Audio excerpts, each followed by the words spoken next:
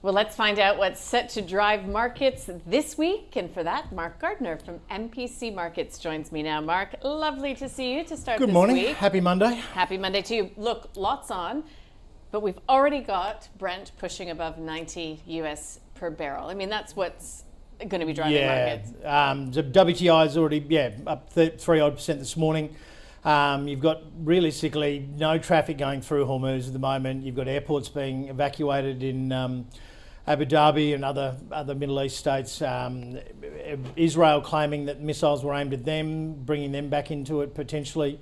And then 2 deaths and then a third missing of US soldiers over the weekend, which the US doesn't tend to take to very kindly. So we are Iran's officially said that the memorandum of understanding is completely null and void now. So we're back in fully fledged war, really. And even at sort of $84 in WTI or around 90 in Brent, I mean, it's still fairly cheap, I would imagine. Well, we have a number of Fed speakers, again, adding to the chorus of voices that are talking about, the potential need for interest rate hikes coming through now because inflation. I think, one of the Fed governors was saying that for the first time since she got on the board, which was even post-COVID, that consumers and businesses are telling her that something needs to be done about inflation. Yeah, absolutely. But I mean, I do doubt sort of, when it's not demand side driven inflation.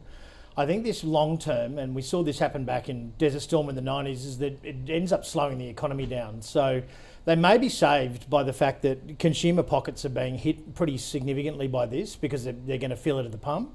And that's going to mean that they're not spending elsewhere. So look, I'm a little. It's not the classic economist outlook on things, but it has happened before. And in that situation back in the 90s, we saw, rates price in at least 1% of rate hikes, and then very quickly reverse because they went into a very short, sharp recession. And I still think that's possibly a chance of happening, and they'll want to see how things play out.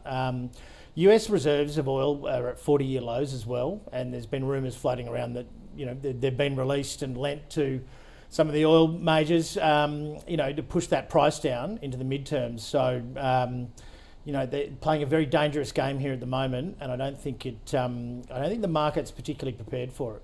Market also, I think those are bears on your tie. They are, yes. Is that to signify that the Semiconductor Index is now officially in bear market territory? I just happened to pick it up, but maybe it's a bit of a sign. It is in bear market territory now, down 21% from the highs. The major concern really is that, like what's happened in the Kospi, which is obviously very heavy semiconductors, the use of these 3 times and 2 times leveraged ETFs, and the one in the SOX has seen massive inflows. But we've got margin lending at 1.4 trillion, up about 400 billion this year, and almost going vertical. And you've got the same thing happening in these leveraged ETFs. So, and they are different things. So you got an increase of nearly 600 odd billion in leveraged positions, and it's something that the market can't ignore. They can ignore fundamentals till the cows come home on forward guidance or forward expectations, but margin calls are margin calls, and and I think we'll probably see yet another probably messy day because we had the Chinese release, that Moonshot release, that new model, which basically it's very much aimed at enterprise. It's not really retail because you'd need hundreds of thousands of dollars worth of equipment to run it. But China's catching up quickly, so it's a little bit of a deep seek moment that triggered that sort of sharp sell-off on over the course of the last couple of weeks, particularly on Friday night. And then, if there's no one to buy the dip, and fund managers aren't sitting on a lot of cash at the moment, I think fund managers in the US are towards record lows in cash. That can tend to snowball. So we're very, very cautious at the moment. We're out of our semis as it is, and we'll definitely be looking to buy the dip in the high quality names, but not anytime soon. Also, seasonally low liquidity rates as well could increase some of the volatility. And we've got U.S. earnings season. So again, if we see a souring of sentiment around any commentary coming from the likes of Alphabet or Google parent company this week, that could also really spook the market? I think, everyone's going to be very much focused on CapEx. I don't think it'll be EPS and revenue like it normally is. We fully expect them, but most of those companies to beat as they normally do. But it's, the CapEx numbers are where those hyperscalers fell short in terms of investor sentiment last earnings, and you could sort of see them as they rallied just straight after, and then the CapEx numbers came out, and that was where you saw a fair bit of savage selling.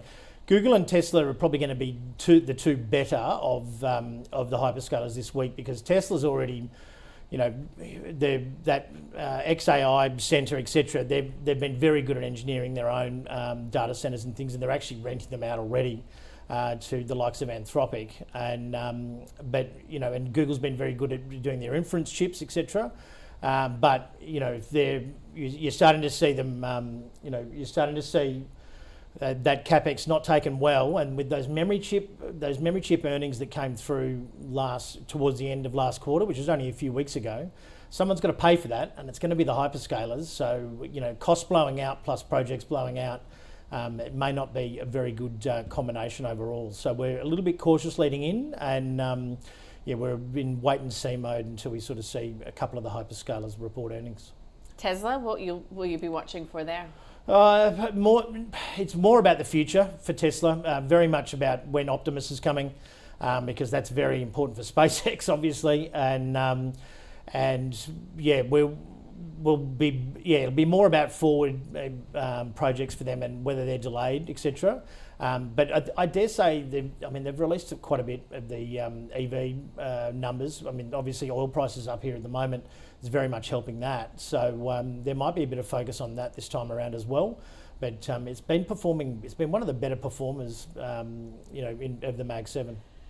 So I feel like maybe we don't need to speak too much about our local market, because we'll be watching the energy sector. Yeah. We'll be watching gold. We had some safe haven buying.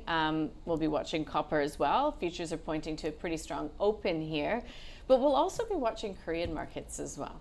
Yeah, well, it's so chip heavy. I think it's 60% of that index, and they're a bit of a case study in what can happen when leverage goes wrong. And the Korean retail is it's the biggest retail options market in the world, and they do tend to get quite highly leveraged. So that'll be a pretty big lead into tonight's session, I would imagine. I think overall our market will survive this a fair bit better. We haven't had all the uplift. We've certainly had a fair bit of the downside, but I would imagine that the ASX from a quality standpoint, from a low PE standpoint, and being materials and financials based, with those banks reporting so well, that we'll probably hold in there a lot better than what, say, the Nasdaq will overall. So, and we don't tend to we're not a highly leveraged market either, not like Korea and the US. So it hasn't been the trend of late, but the ASX, I think, is probably going to outperform the US and Korean markets for possibly the next couple of weeks at least.